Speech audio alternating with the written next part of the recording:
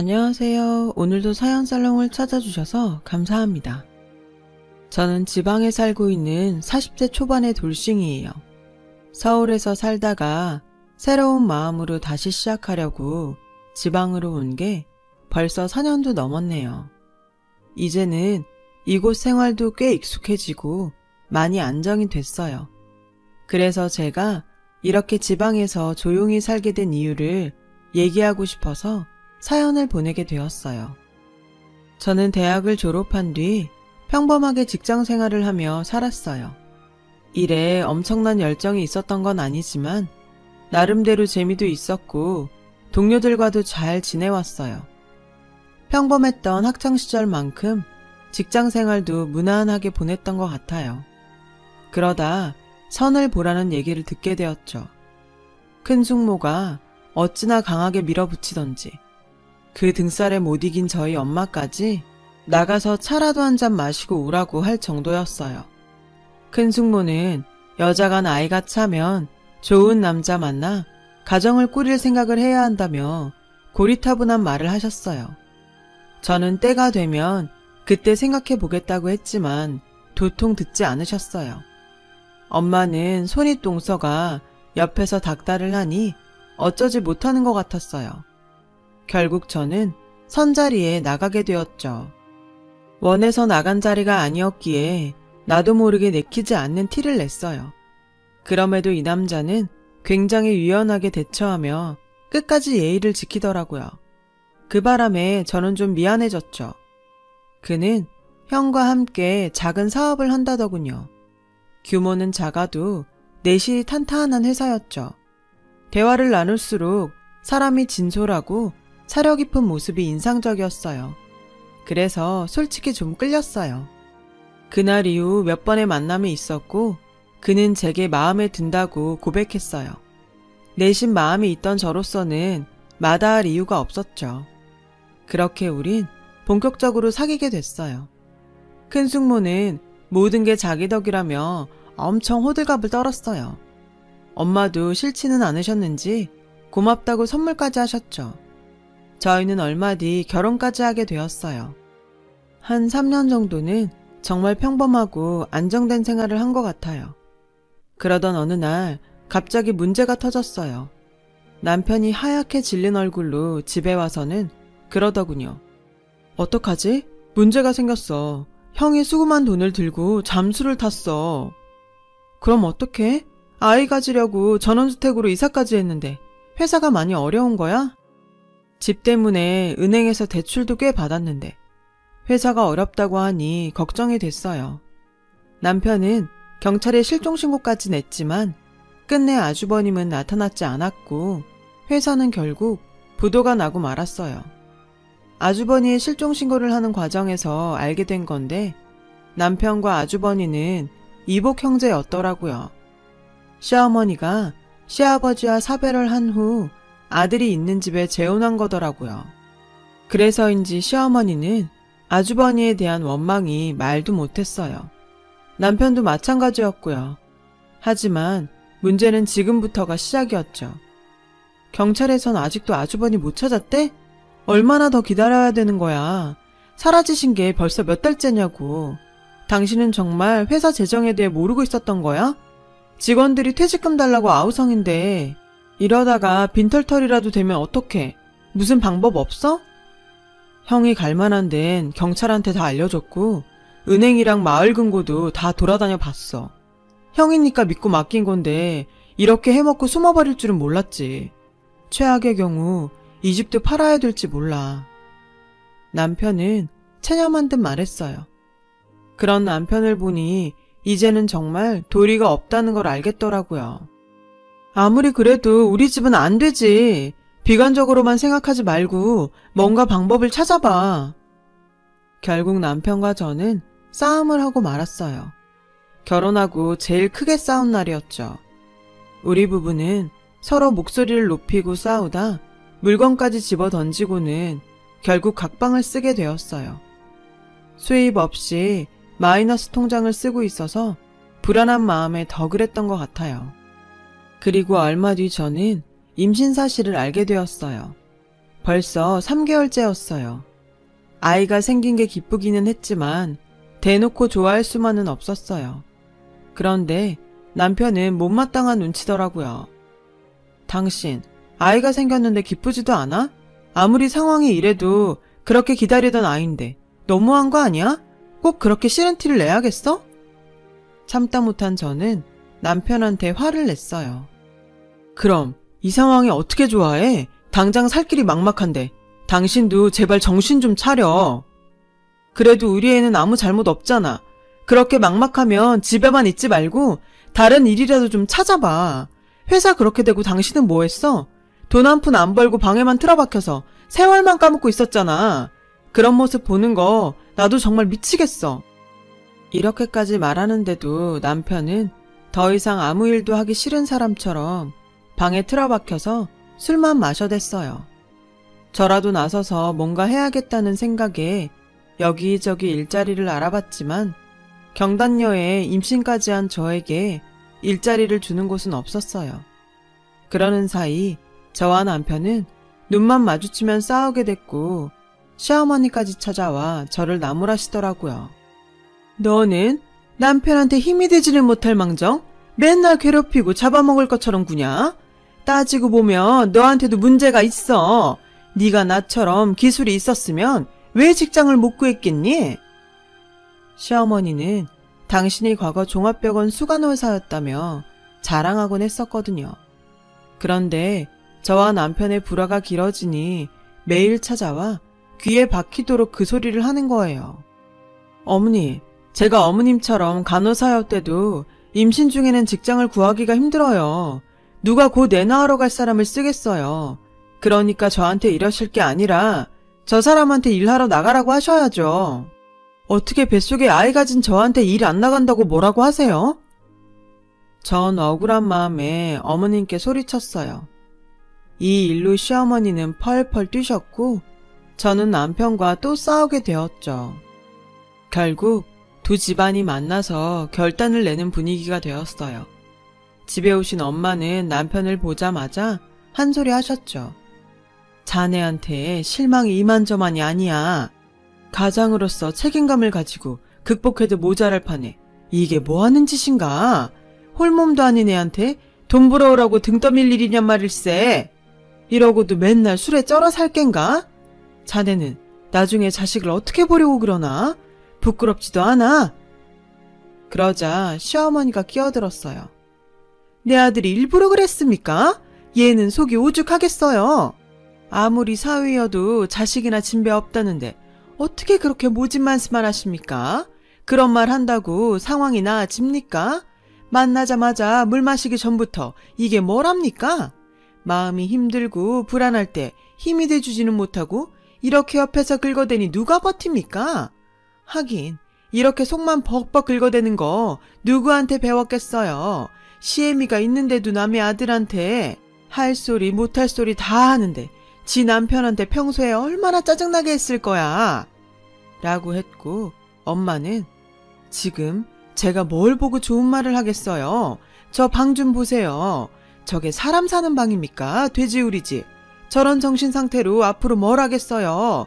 그래놓고 남의 딸 탓하시는 건 경우가 아니죠. 그런데 그 와중에 남편은 하품을 하는 게 아니겠어요. 엄마는 화가 머리 끝까지 나셔서 자네는 내 말이 말 같지 않은 겐가? 자네 때문에 지금 이 사단이 났는데 하품이나 해? 맨날 술이나 퍼먹고 뭐 하는 일이 있다고 잠이 오나? 계속 이런 식이면 내 딸 데려가겠네. 태교가 얼마나 중요한데 뱃속에 있는 애가 뭘 보고 듣겠어. 아니 자기 아들이 이 지경인데 이 상황에서도 내 딸 보고 밖에 나가서 벌어오지 못한다고 하는 건 대체 무슨 경우인지. 그래놓고 아들만 감싸니 일이 해결되겠어요? 사돈도 정신 차리세요.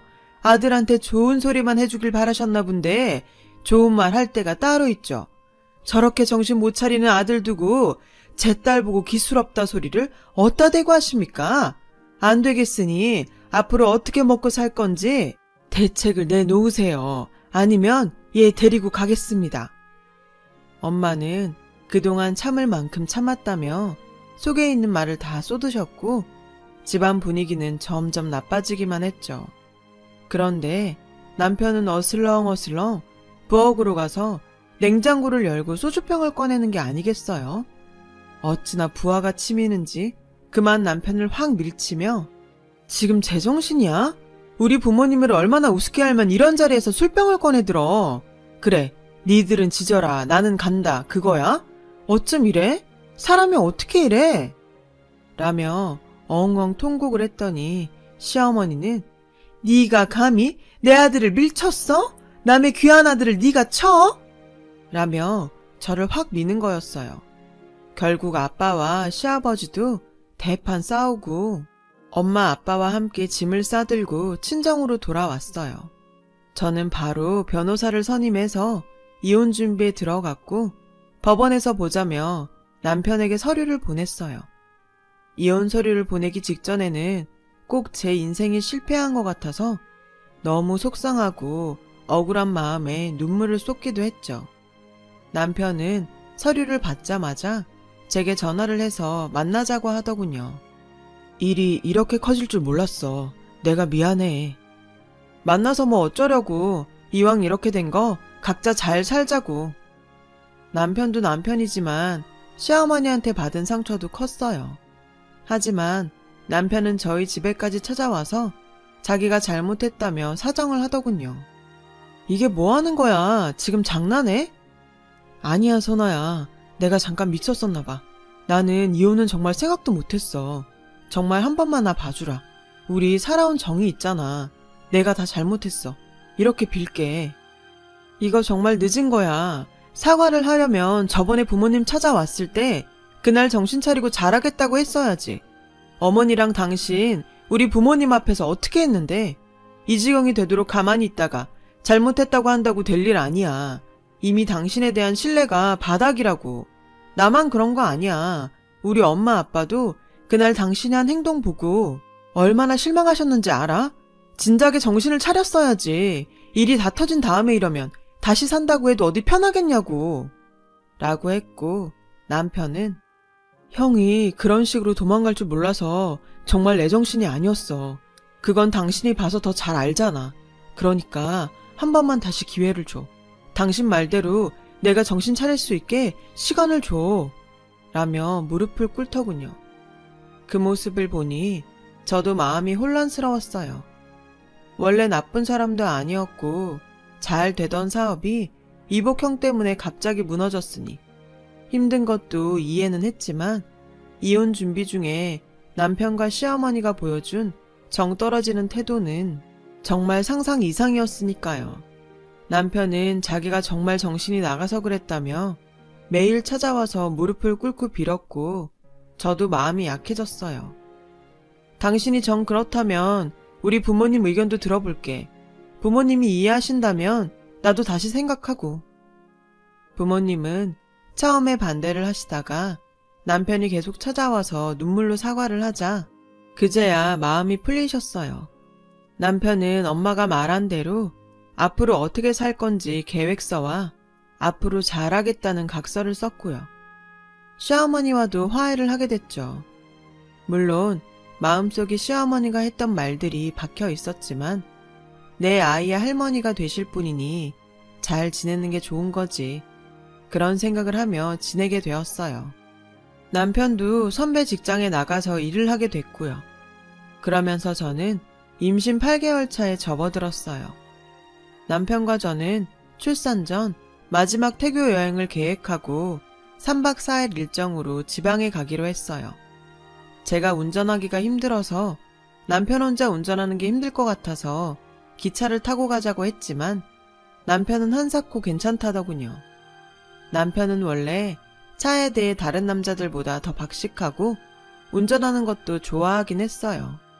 워낙 차 모는 걸 좋아하는 사람이라 그러려니 하고 자동차로 여행을 떠나게 됐죠. 저희는 중간에 휴게소에서 쉬면서 맛있는 것도 먹으며 천천히 갔어요. 우리 호텔 빨리 안 들어가도 되지.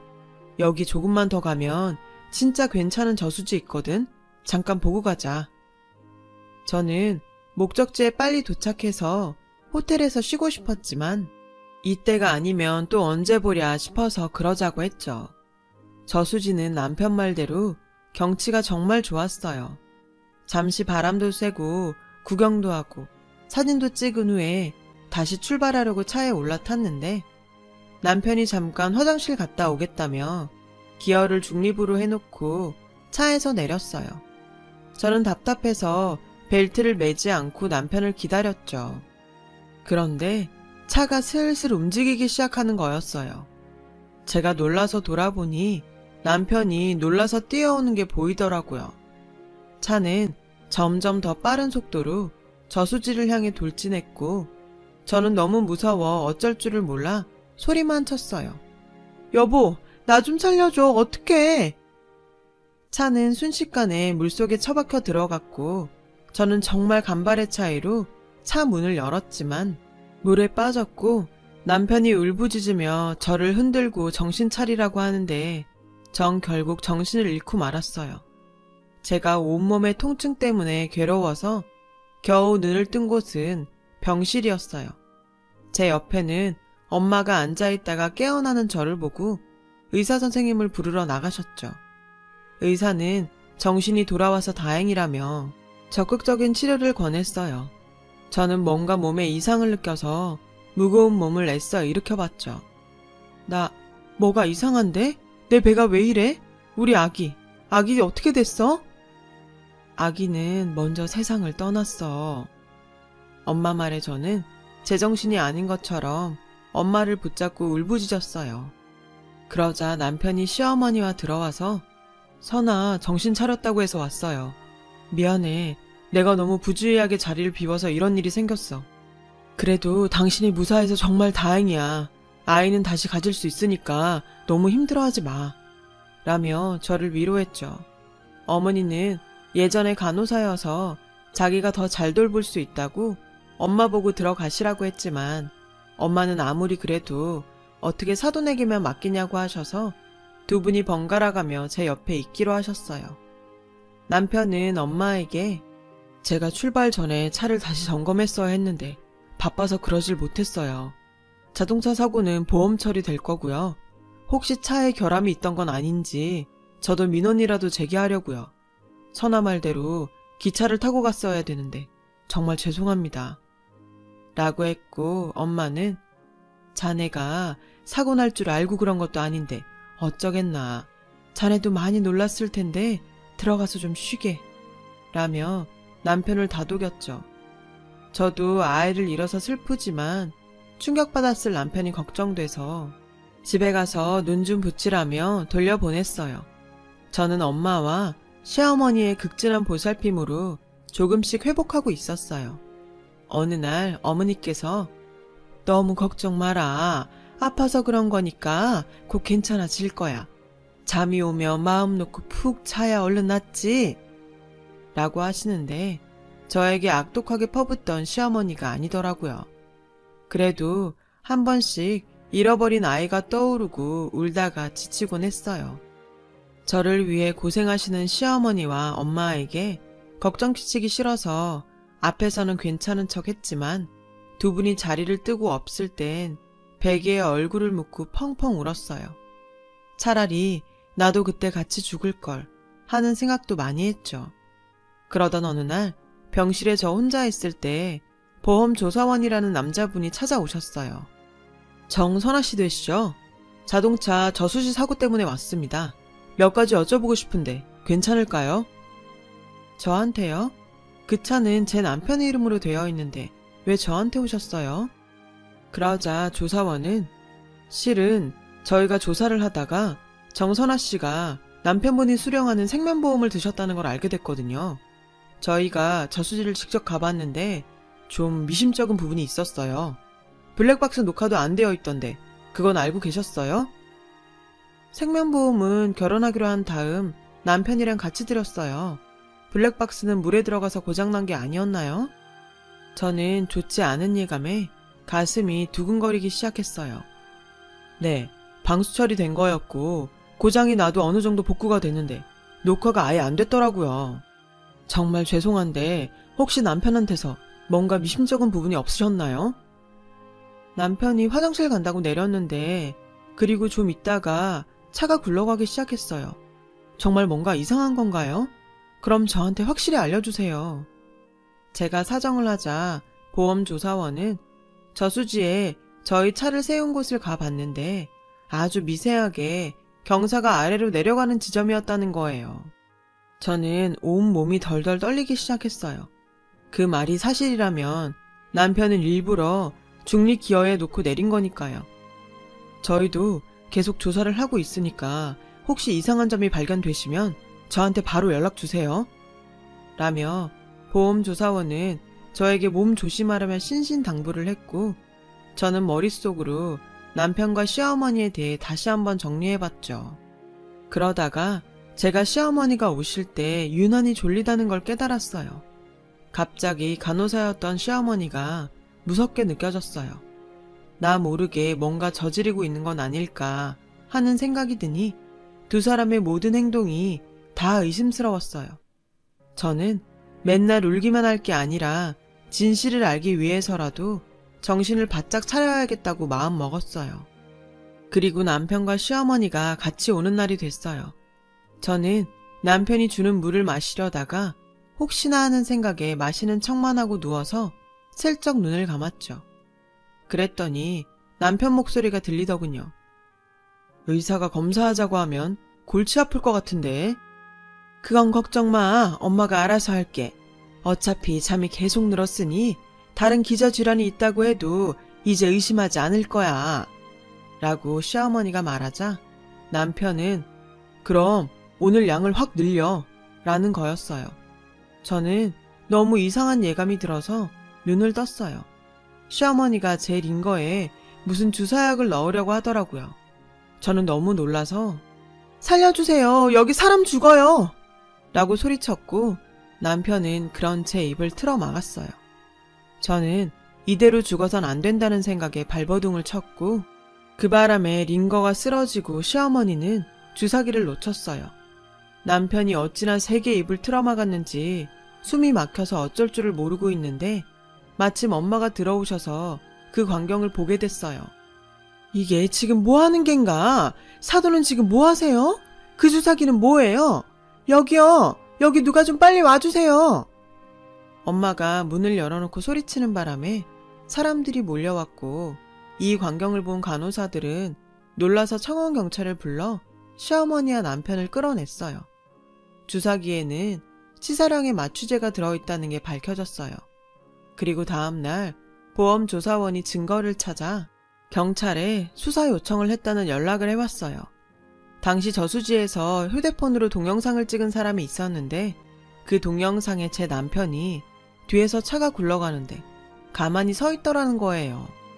시어머니와 남편은 저를 죽이고 보험금을 타려고 했더라고요. 경찰 조사가 시작되면서 또 밝혀진 건 두 사람이 짜고서 이복형을 외딴 섬에 가둬놓고 실종 처리해서 나중에 보험금을 타려고 했다는 거였어요.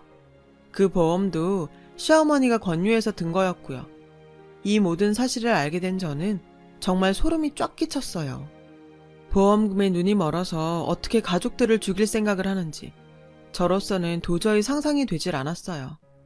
남편은 저와 결혼할 무렵부터 사업이 어려워졌고 그때부터 시어머니와 함께 회사를 일부러 부도내고 저랑 이복형을 이용해서 보험금을 탈 계획을 세웠다더라고요.